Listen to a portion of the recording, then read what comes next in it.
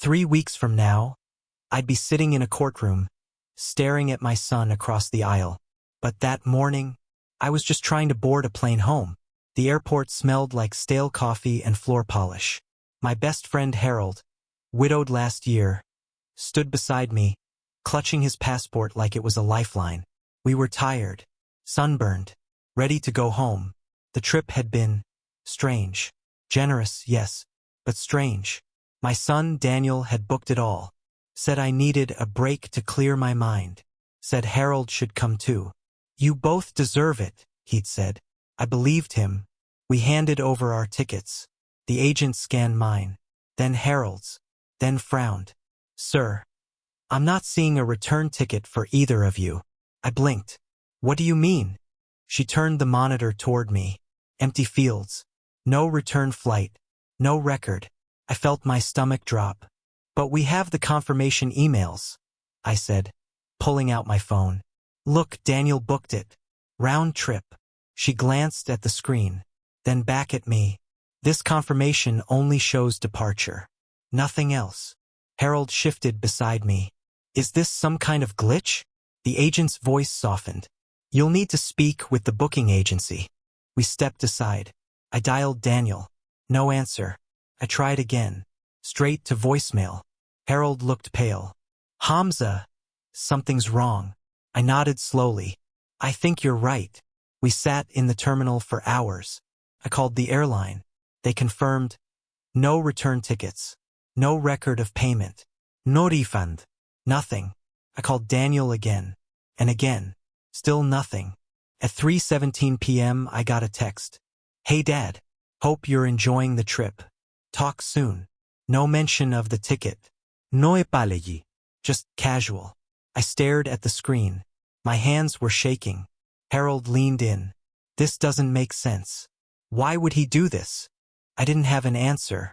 We checked into a cheap motel near the airport. The walls were thin.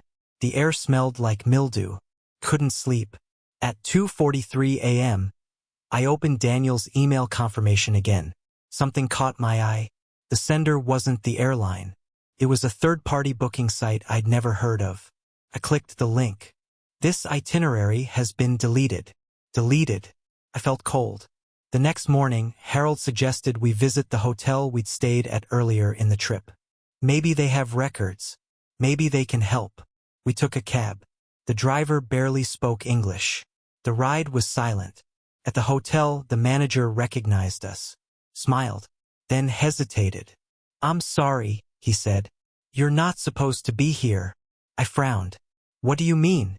He glanced around, then slipped me a folded note. I opened it. If you're reading this, he knows you found out. I looked up. Who gave you this? The manager's eyes darted toward the lobby. A man. Said he was your son. Harold grabbed my arm. Hamza. What the hell is going on? I didn't answer. We left the hotel. I felt like I was being watched. Back at the motel, I tried Daniel again. This time, he picked up. Dad, he said, voice calm. Why are you calling so much? I swallowed. We're stranded. The tickets. I told you to relax, he interrupted. You're overthinking. No, Daniel. You lied. Silence. Then he hung up. I stared at the phone. My heart was pounding. Harold sat on the edge of the bed. This isn't just a mistake. I nodded. It's something else. And then I remembered something. Daniel had asked me to sign a document before the trip. Said it was for travel insurance. I signed it without reading. I opened my email. Searched for the document. Found it. Power of attorney. Effective immediately. Couldn't breathe. If you've ever been betrayed by someone you trusted completely, you know this feeling. And if you're here right now, I see you. Drop a broken heart below. I looked at Harold. He planned this. Harold's face was pale. Hamza. He's trying to keep you here. I nodded slowly. And I think I know why. Because 3 weeks ago, Daniel asked me something strange. Dad, if anything ever happened to you, who would get the house? I didn't know it then, but that question would unravel everything. And what I found in the motel trash can that night made my blood run cold. 3 days after the airport incident, I stopped calling Daniel, not because I didn't want answers, but because I already knew. Harold and I sat in the motel lobby, watching the rain smear the windows. The note from the hotel manager was still in my pocket. I'd read it a dozen times. Each word felt heavier than the last. If you're reading this, he knows you found out. Found out what? I opened my email again. The power of attorney document stared back at me. Signed. Timestamped. Effective the day we left. Harold leaned over. You think he's trying to keep you here? I nodded. Or worse. We took a cab to the local consulate. I needed help. Answers. Protection. The woman behind the glass looked at my ID, then at the document. Sir, she said gently, this gives him full control over your assets, your home, your accounts, even medical decisions. I felt the blood drain from my face. Harold whispered, Hamza, he's trying to erase you. I couldn't speak. The consulate offered to contact my bank. I agreed. 10 minutes later, they called me into a private room. Your primary account was accessed yesterday, the officer said. A wire transfer was initiated. Large sum. I blinked. To where? She hesitated. A private trust, controlled by your son. I gripped the edge of the desk. How much? She told me. It was nearly everything. We returned to the motel. I didn't cry. Not yet. I just sat on the bed, staring at the wall. Harold paced. We need to go home. Now. I know, I said. But we can't. He stopped. Then we fight. I nodded. First, we find proof. That night, Harold remembered something. The hotel, he said. There were cameras. Lobby. Hallways. Maybe they caught something. We returned the next morning. The manager was gone. A new clerk stood behind the desk. I asked about the footage. She frowned. We don't keep recordings longer than 48 hours. I felt my chest tighten. But, she added, sometimes the system backs up to the cloud. If you have a police report, we can request it. I looked at Harold. We need to file one. At the local precinct, I told them everything. The officer listened, took notes, then asked, do you have any reason to believe your son is trying to harm you? I hesitated. Yes, I said. Financially, emotionally, maybe more. He nodded. We'll open a case. I gave him the document, the note, the email trail. He scanned them, then paused. This booking site, he said. It's flagged in our system, used in multiple fraud cases. I leaned forward. What kind of fraud? Elder targeting, he said. Trips designed to isolate, then exploit. I felt sick. Back at the motel, Harold handed me his phone. I found something, he said. It was a screenshot. A message from Daniel. Sent weeks ago. Make sure he signs it. I'll handle the rest. Harold looked at me. He sent this to my wife. Before she passed. I stared at the screen. My hands trembled. He planned this, I whispered. From the beginning. That night I couldn't sleep. At 1:12 a.m., I got a voicemail. From Daniel. His voice was calm. Cold. Dad, stop digging. You're making this harder than it needs to be. I replayed it. Again. And again. Harold sat up. We need to record everything. I nodded. Starting now. I know some of you have lived through something like this. You're not alone. Tell me your story in the comments. I read every single one. The next morning, we visited a lawyer. She reviewed the documents, the voicemail, the screenshots. Her face darkened. This isn't just manipulation, she said. It's calculated, legal, dangerous. I asked, can we undo it? She hesitated. If we prove coercion or fraud. Harold leaned in. We have proof. We just need more. The lawyer nodded. Then we start digging. That afternoon I got an email from my neighbor back home. Hamza, I saw movers at your house. They said your son hired them. I stared at the screen. Harold whispered, he's erasing you. I nodded. And I think I know what he's hiding. Because years ago I buried something in that house. Something Daniel never knew existed. Until now. 2 weeks before I'd learned the full truth, Harold's passport was flagged at the border. And that's when I realized we weren't just stranded. We were being watched. We arrived at the consulate early. The air was thick with humidity, and Harold's shirt clung to his back. He looked tired, older than usual. I felt it too. We handed over our documents. Mine went through. Harold's didn't. The clerk frowned. "Sir, your passport has a hold." Harold blinked. "A hold?" She nodded. "It's been flagged. Travel restrictions. You'll need to speak with the embassy." I felt my stomach twist. We were being locked in. Outside, Harold paced. "I've never had issues. Never." "Why now?" I didn't answer. I was staring at my phone. Daniel had posted a photo. Smiling. At my house. Caption. "Fresh start." Finally. I zoomed in. Behind him, my antique desk. The one with the hidden compartment. He'd found it. We returned to the motel. I opened my laptop. Started digging. Harold sat beside me, silent. I searched for the booking site Daniel used. Found forums. Complaints. Patterns. My father was stranded. His son booked the trip. They used the same site. Same tactic. Power of attorney signed under false pretenses. It wasn't just us. It was a system. At 6:42 p.m., Harold's phone buzzed. Unknown number. Voicemail. He played it. A woman's voice. Calm. Robotic. "You've been marked for travel restriction due to pending legal review. Do not attempt to leave." Harold stared at me. Legal review? What does that mean? I didn't know. But I had a theory. We visited the embassy the next morning. Security was tight. Cameras everywhere. Inside, a man in a gray suit greeted us. "Mr. Aziz," he said. "We've been expecting you." I froze. "How?" I asked. He smiled. "Your son submitted a request.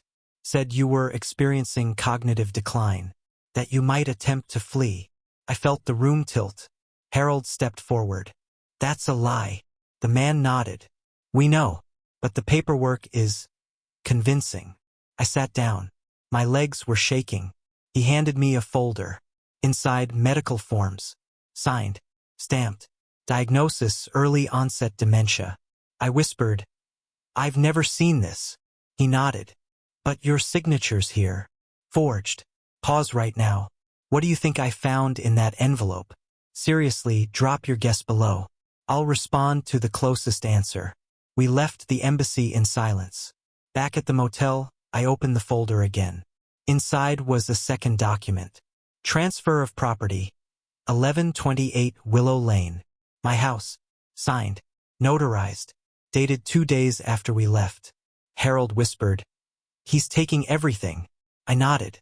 "And he's making it legal." That night I couldn't sleep. At 2:17 a.m., I heard footsteps outside. I peeked through the curtain. A man stood near the vending machine, watching our door. I grabbed Harold's arm. "We're not safe here." We packed. Left through the back. Found a new motel. Paid in cash. I turned off my phone. Harold did the same. The next morning, I borrowed a laptop from the front desk. Logged into my email. There was a new message. Subject line, "You should have stayed gone." No sender. No reply option. Just one attachment. I clicked it. A photo. Me. Sleeping. In the motel bed. Taken from inside the room. It was 11:03 a.m. when we returned to the hotel. I didn't know it then, but the man behind the counter would hand me the first thread that unraveled everything. The lobby was quiet. Too quiet. Harold scanned the room like a soldier. I kept my head down. The clerk was new. Young. Nervous. I asked for the manager. He hesitated. "He's not here." I leaned in. "We stayed here last week. Room 214. I need to speak with him." The clerk nodded slowly. "Wait here." He disappeared into the back. Harold whispered, "You think he's hiding?" I didn't answer. 5 minutes later, the clerk returned. No manager. Just a folded note. "He said to give you this." I opened it. Check the vent. Room 214. Left side. We booked the room again. Paid in cash. No ID.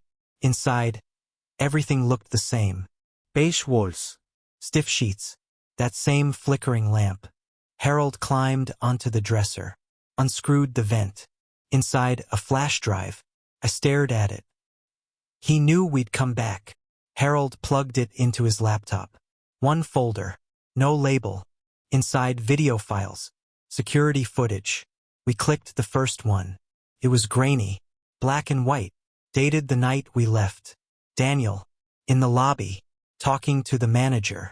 No sound. Just gestures. Then Daniel handed him something. Cash. The manager nodded. Pointed toward the elevator. Daniel walked away. The second video was worse. Daniel. In our room. Alone. He opened Harold's suitcase. Took photos of documents. Then mine. Then he pulled out a small vial. Dropped it into my water bottle. I felt my throat tighten. Harold whispered, "He drugged you." I nodded. "And recorded it. Where are you watching from? Because this story, it could happen anywhere. To anyone." We watched the rest in silence. Daniel left the room, smiling. The timestamp, 2:14 a.m., the night before our flight. Harold leaned back. "He wanted you disoriented, confused, easy to manipulate." I nodded. "And he almost succeeded." We copied the files, hid the drive. Then we returned to the consulate. The officer reviewed the footage. His face darkened. "This changes everything," he said. "We'll escalate this." I asked, "Can we go home?" He hesitated. "Not yet, but we'll protect you." That night I got another voicemail. Daniel's voice. Angry. "You think you're clever? You're not. You're just old. Tired. Weak." I saved it. Harold looked at me. "He's slipping." I nodded. "And we're getting stronger." The next morning, the consulate called. They'd traced the booking site. It was linked to a shell company, registered under Daniel's name. Harold whispered, "He built the trap himself." I nodded. "And now we know where to dig." Because the shell company had one listed address. My old office. It was 7:19 p.m. when I dialed Daniel again. I didn't know it then, but that unanswered call would mark the beginning of our war. The motel room was dim, the curtains drawn tight. Harold sat on the edge of the bed, staring at the flash drive like it might explode. My phone buzzed in my hand. I pressed call. Ring. Ring. Voicemail. I tried again. Same result. Harold whispered, "He knows you're onto him." I nodded. "And he's hiding." I left a message. My voice was shaking. "Daniel, we need to talk. You stranded us. You forged documents. I saw the footage. Call me back." I hung up. Silence.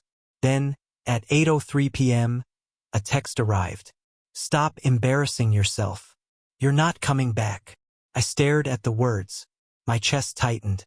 Harold leaned over. "He's taunting you." I nodded. "Or warning me." We decided to call my neighbor again. She answered on the first ring. "Hamza," she said, voice trembling. "Your son's been at your house every day. He brought people, movers, lawyers. He said you signed everything over." I closed my eyes. "Did he mention the desk?" She hesitated. "Yes, he emptied it. Took something wrapped in cloth." My heart sank. Inside that desk was a letter. From my late wife. A confession. A secret only I knew. And now Daniel had it. If you've ever been betrayed by someone you trusted completely, you know this feeling. And if you're here right now, I see you. Drop a broken heart below. I sat in silence.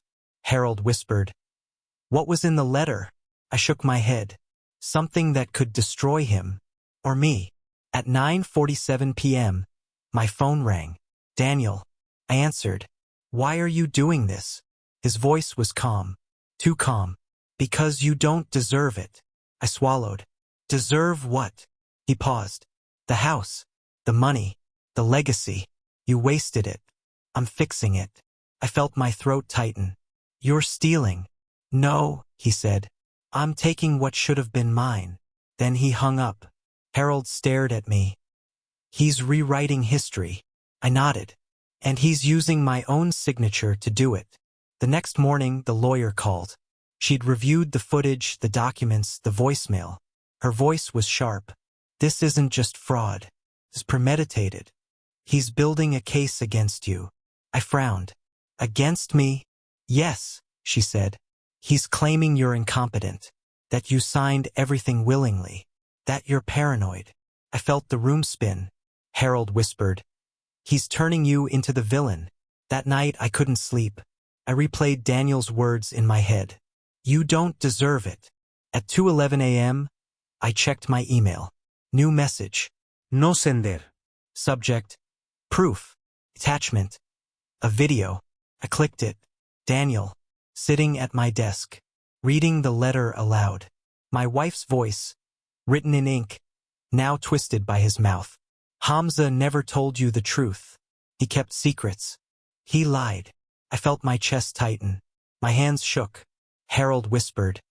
He's weaponizing her words. I nodded. And if he convinces them, I lose everything. But what Daniel didn't know was this. That letter wasn't the whole truth. Because my wife left me something else. Hidden. Buried. Waiting. And I was the only one who knew where it was. It was 4:26 a.m. when Harold shook me awake. He'd found something. Something Daniel never meant us to see. The motel room was dark. The hum of the air conditioner filling the silence. Harold's laptop glowed faintly. He pointed at the screen. Hamza, look. It was an email. Hidden in the flash drive's backup folder. Buried under layers of junk files. Timestamped 2 weeks before our trip. From Daniel. To a lawyer. Subject. Execution plan. I leaned closer. My chest tightened. The email was long. Cold. Calculated. Once he's abroad, I'll trigger the incompetency clause. The power of attorney will activate. Assets liquidated within 72 hours. House transferred. Accounts drained. He won't be able to contest from overseas. I felt my throat close. Harold whispered. He wrote it all down. I nodded slowly. And now we have proof. We printed the email. Highlighted every line. Took it to the lawyer that morning. She read it twice. Her face hardened. This isn't just fraud, she said. It's conspiracy. He planned to strand you, strip you, leave you powerless. I swallowed. Can we stop him? She nodded. If we move fast. But we'll need corroboration. Harold leaned in. We have the footage. The voicemail. The note. Now this. The lawyer nodded. Then we build the case. At 11:47 a.m., I called Daniel again. My voice was steady this time. Daniel. I know. The email. The footage. The forged documents. It's over. Silence. Then his voice. Calm. Cold. You think you've won? You don't understand. This isn't about money. It's about control. I frowned. Control. He laughed. You never gave me any. Not growing up. Not after Mom died. Always Harold. Always your work. Never me. I felt my chest tighten. This is revenge. No, he said. This is balance. Then he hung up. I know some of you have lived through something like this. You're not alone. Tell me your story in the comments. I read every single one. That night, Harold and I sat in silence. The email printed between us. The weight of betrayal heavy in the air. I whispered, he's not just stealing. He's rewriting history. Harold nodded. And he thinks he's justified. At 2:33 a.m., my phone buzzed. Another email. No sender. Subject. Final step. Attachment. A scanned document. I opened it. Petition for guardianship. Filed in court. Effective immediately. My name. My signature. Forged. I felt my stomach drop. Harold whispered. He's trying to declare you incompetent. I nodded slowly. And if he succeeds, I disappear. But what Daniel didn't know was this. My wife's second letter. The one he hadn't found. The one buried in the garden. Sealed in a tin box. And inside that letter was the truth about him. 3 weeks later, I would sit in a courtroom, listening to my son's voice played aloud for strangers. But the first time I heard that recording, it was 2:41 a.m. in a motel room that smelled of mildew and fear. Harold was the one who found it. He'd been combing through the flash drive again, restless, unable to sleep. His widow's grief had sharpened into vigilance. He couldn't stop searching, couldn't stop digging. "Hamza," he whispered, shaking my shoulder. "You need to hear this." I sat up, groggy, heart pounding. The laptop screen glowed in the dark. A file sat there, buried deep in a folder labeled archive. It wasn't video this time. It was audio. Harold clicked play. First static. Then a voice. Daniel's voice. "He won't fight it. He trusts me. He always has. By the time he realizes, it'll be too late." I froze. My own son. Calm. Calculated. Another voice answered. A man's voice. Low, professional. "And the friend?" "The widower." Daniel laughed. "Collateral. He's just there for company. He won't matter." My chest tightened. Harold's face went pale. Daniel continued.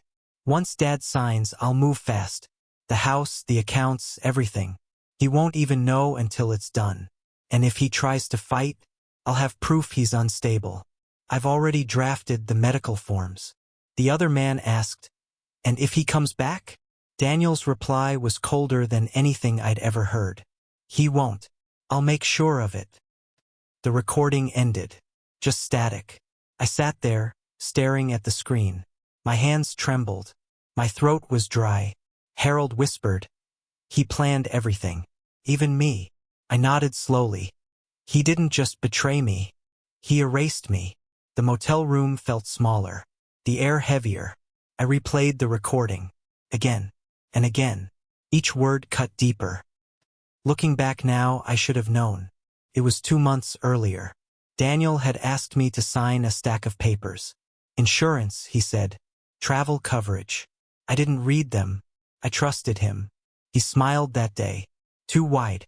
Too rehearsed. "Dad, you'll thank me later," he said. I should have seen it. The way his eyes avoided mine. The way his hands shook when I signed. But I didn't. Harold slammed the laptop shut. "We take this to the police. Now." I shook my head. "Not yet." He frowned. "Why not?" "Because if we move too soon, he'll bury us. He's already forged documents. Already filed petitions. We need more." Harold's jaw tightened. "More?" "Hamza. He's trying to kill your life." I nodded. "And we're going to expose him. Piece by piece." The next morning, we returned to the consulate. The officer listened as we played the recording. His face hardened. "This is damning," he said. "But we'll need corroboration. Chain of custody. Proof it wasn't fabricated." I leaned forward. "We have the flash drive. The footage. The emails. The voicemail.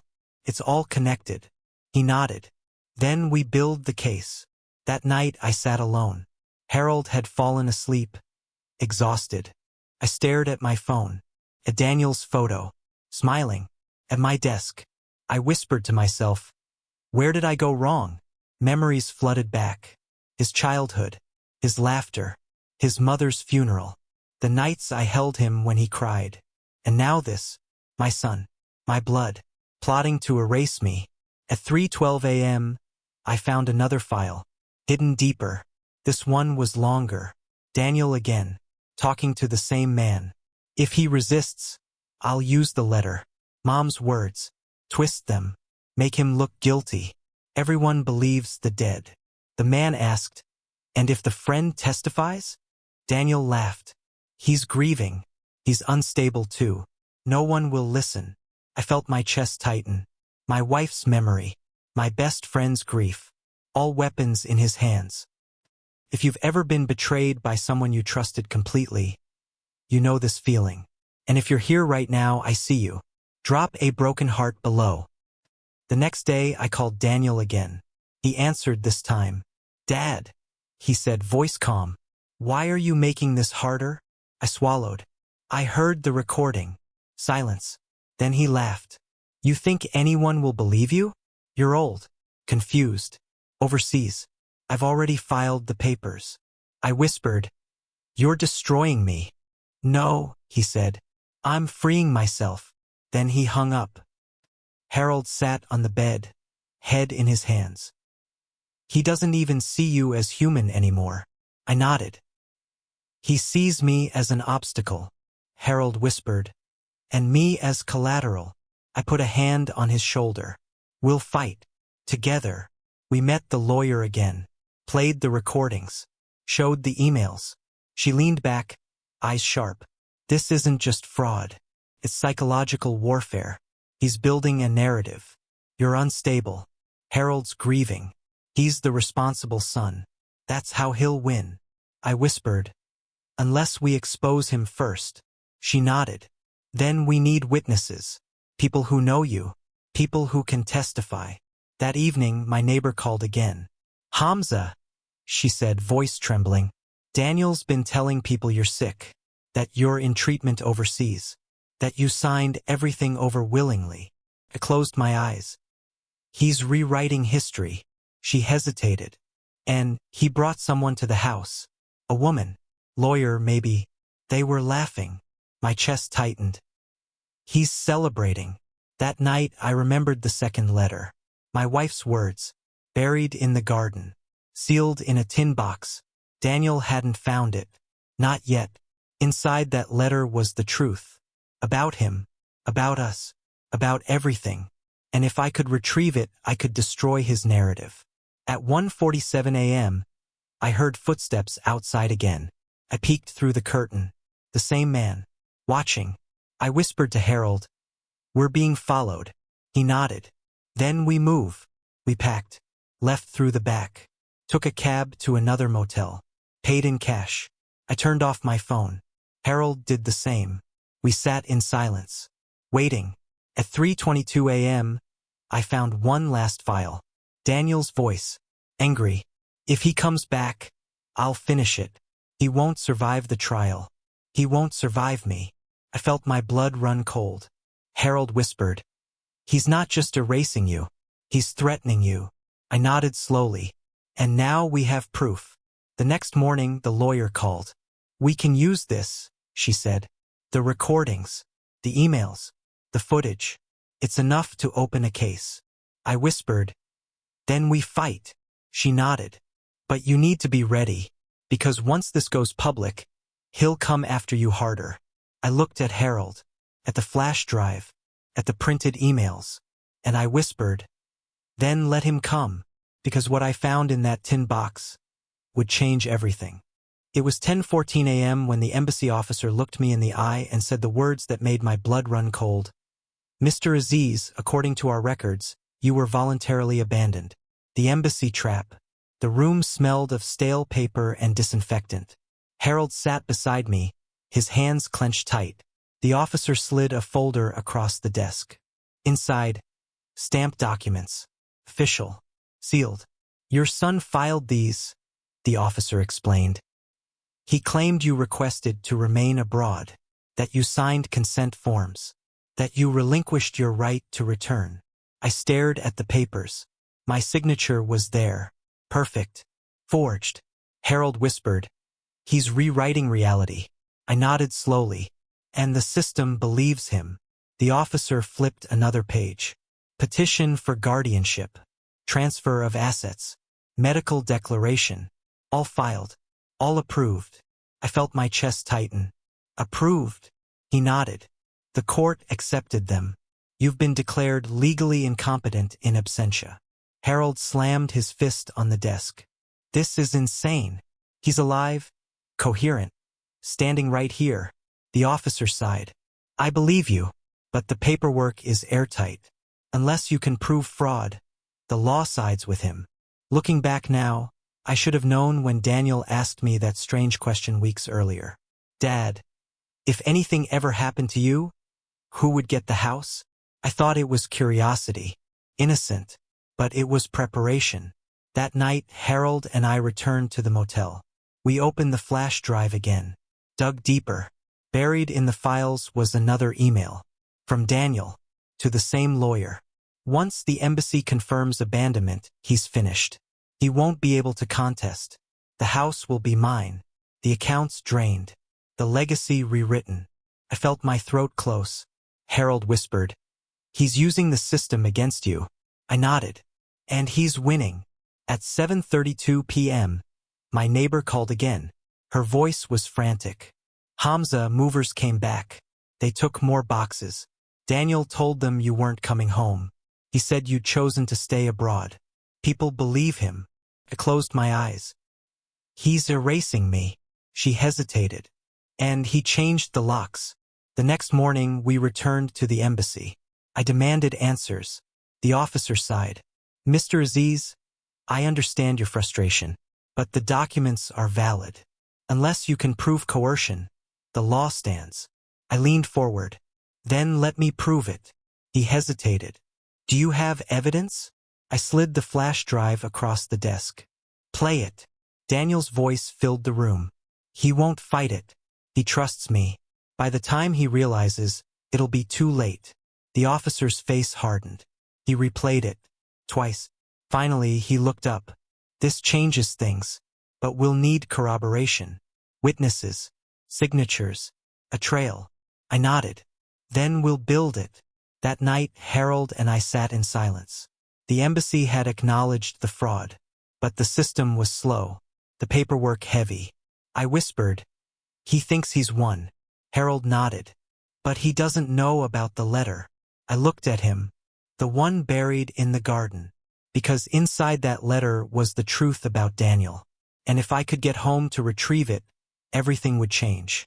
It was 6:08 p.m. when the call came from my neighbor, her voice trembling as she told me what Daniel had done with my house. And I swear the words felt like knives cutting into me because she said he had stripped it bare, sold off furniture, boxed up memories, and told everyone I wasn't coming back, that I had chosen to stay abroad. And the worst part was she believed him at first because the paperwork looked real, notarized, stamped, official. And I sat there in that motel room staring at the peeling wallpaper while Harold paced like a caged animal, muttering that this wasn't just theft, it was annihilation. And I couldn't argue because he was right.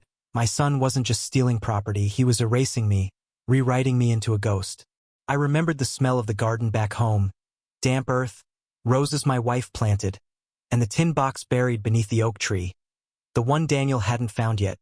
The one that held her second letter, the truth she left behind. And I thought if I could just get back, dig it up, hold it in my hands, I could prove everything. But the embassy had already stamped me voluntarily abandoned. The courts had already declared me incompetent. And the system was closing in like a vice. Harold sat down hard on the bed, his face pale, and whispered that Daniel had crossed a line no son should ever cross. That he was dismantling not just my life but Harold's too. Because Harold's passport was flagged, his grief weaponized, his testimony already painted as unstable. And I felt the weight of betrayal pressing on my chest until I could barely breathe. At 9:12 p.m., another email arrived. No sender, no reply option, just a photo of my empty living room. The walls bare, the carpet ripped up, and scrawled across the image in red letters, "It's mine now." I showed Harold, and he slammed his fist against the table, shouting that we had to fight back, that we had enough evidence, the recordings, the emails, the forged documents. But I whispered that it wasn't enough, not yet, because Daniel had the letter from my wife, the one he twisted into proof of my instability. And until I had the second letter, the one buried in the garden, the truth remained hidden. That night I couldn't sleep, the motel air thick with mildew, the hum of the air conditioner like a taunt. And at 2:47 a.m. I replayed Daniel's voicemail, his voice calm, cold, saying I was old, weak, confused, that I didn't deserve the legacy. And I thought about the nights I held him as a child, the mornings I drove him to school, the afternoons we sat at the kitchen table doing homework, and I wondered how that boy had become this man, this stranger who wanted me erased. Harold woke, his eyes bloodshot, and whispered that he had dreamed of his wife, that she told him to keep fighting. And I nodded, because I knew if I stopped, if I gave in, Daniel would win and I would vanish. At 4:03 a.m., another recording surfaced on the flash drive, Daniel's voice again, this time angrier, saying if I came back he'd finish it, that I wouldn't survive the trial, wouldn't survive him, and I felt my blood run cold because it wasn't just about property anymore. It was about survival, about whether I lived or disappeared. Harold grabbed my arm, his grip tight, and said we had to move, had to get home, had to dig up that letter, and I whispered that we would, that we had no choice because inside that tin box was the truth, the kind of truth that could shatter Daniel's entire scheme. And as the sun rose, pale light spilling through the cracked blinds, I realized something terrifying. Daniel wasn't just dismantling my house, he was dismantling me, piece by piece, until there was nothing left but his version of the story, and if I didn't fight back now, if I didn't reclaim the truth, I would be erased forever. That was the moment I decided, whatever it took, whatever risk, I was going home. Because what I found in that garden would change everything. It was 9:02 a.m. when the courtroom doors opened, and I walked inside with Harold at my side, the weight of betrayal pressing down on me like a stone, and I swear every step felt heavier than the last because I knew this was the moment everything would be laid bare. The moment my son's lies would either destroy me completely or collapse under the truth I had clawed back from the edge of oblivion. The air smelled of polished wood and stale coffee, the kind of scent that clings to courthouses, and the silence was suffocating until the bailiff called my name, his voice echoing like a verdict before the trial even began. Daniel was already there, sitting at the plaintiff's table, his suit crisp, his smile rehearsed, his eyes cold, and when he looked at me it wasn't the gaze of a son toward his father. It was the gaze of a predator toward prey, calm, certain, merciless. The judge entered, papers shuffled, and the trial began. Daniel's lawyer spoke first, painting me as unstable, confused, a man lost in grief and paranoia, a father who had voluntarily abandoned his life and chosen exile, a man who had signed away his rights willingly. They presented documents, stamped, notarized, forged with precision, and for a moment I felt the room tilt, felt the weight of their narrative pressing against me, threatening to drown me. Harold squeezed my hand under the table, his grip firm, grounding me, reminding me that we had the recordings, the emails, the flash drive, the letter. When it was my turn, my lawyer stood, her voice sharp, steady, cutting through the fog of lies. She played the first recording, Daniel's voice calm, calculated. He won't fight it. He trusts me. By the time he realizes, it'll be too late. The courtroom shifted, murmurs rippling through the benches, the judge's eyes narrowing. Then the second recording, Daniel laughing. The friend? Collateral. He won't matter. Harold's face tightened, his grief weaponized in Daniel's scheme, but now exposed for everyone to hear. Daniel's lawyer objected, claimed fabrication, but the chain of custody was airtight. The flash drive traced back to the hotel manager, the metadata intact. The judge allowed it. My lawyer pressed on, showing the emails, the one labeled execution plan, Daniel's words in black and white. Once he's abroad, I'll trigger the incompetency clause. The power of attorney will activate. Assets liquidated within 72 hours. The room went silent. Daniel shifted in his seat, his smile faltering for the first time. But the most devastating moment came when I pulled out the tin box, the one I had dug up from the garden 2 nights before, the soil still clinging to its edges, the letter inside sealed in my wife's handwriting. I handed it to the judge. He opened it, read silently, then passed it to the clerk to read aloud. Her voice trembled as she spoke my wife's words. Daniel has grown resentful. He blames his father for everything. If anything happens to me, I fear he will turn that resentment into destruction. Protect yourself, Hamza. Protect Harold. He will not stop until he feels he has taken everything. The courtroom froze. Daniel's face went pale. His lawyer stammered, tried to object, but the judge silenced him with a raised hand. I sat there, my heart pounding, tears burning my eyes, because my wife had seen it, had known it, had warned me, and I had ignored it until it was almost too late. Daniel stood suddenly, his voice sharp, desperate. He's lying. That letter could be anything. She was sick, confused. She didn't know what she was saying, but the judge's gaze was steady, cold. Sit down, Mr. Aziz. Daniel sat, his hands trembling, his mask cracking. The trial stretched on, hours of testimony, evidence, arguments. Harold spoke, his voice raw, recounting the night we discovered the recordings, the fear of being watched, the footsteps outside the motel, the photo of me sleeping, proof that Daniel had sent someone to monitor us. My neighbor testified, describing the movers, the locks changed, The lies Daniel told the community. The way he celebrated my supposed abandonment. Every piece of evidence stacked higher, heavier, until Daniel's narrative collapsed under its own weight. At 4:17 p.m., the judge delivered the verdict. Mr. Aziz, the court finds that your son engaged in fraud, coercion, and conspiracy to unlawfully obtain guardianship and control of your assets. The documents are invalid. The petition is dismissed. The property and accounts are restored. Furthermore, criminal charges will be pursued. The gavel struck. The sound echoed like thunder. Daniel's face twisted, rage boiling beneath the surface. He stood, shouting, "You don't understand. He doesn't deserve it. He wasted everything. I was supposed to have it." The bailiff restrained him, dragged him back, his voice echoing through the courtroom, desperate, broken. I sat there, silent, tears streaming down my face, Harold's hand on my shoulder, the weight of victory heavy but hollow, because this wasn't just about property or money, it was about blood, about betrayal, about a son who had chosen destruction over love. Weeks passed. Daniel was arrested, charged, his trial set. I returned home, the house stripped bare, the walls echoing with emptiness. I dug in the garden again, sat beneath the oak tree, held my wife's letter in my hands, her words etched into my soul. Some days I didn't think about it at all. Other days it was all I thought about. I learned something that year: blood doesn't always mean family. And family doesn't always mean safety. Justice came, but it didn't heal the wound. Daniel went to prison. I was free. But some nights, I still hear his voice, calm, cold, whispering in the dark, "You won't survive me." And I wonder if ghosts can feel regret. Because even now, even after everything, part of me still asks the question I can't answer. Where did I go wrong? The courtroom was silent when the verdict came down. Guilty.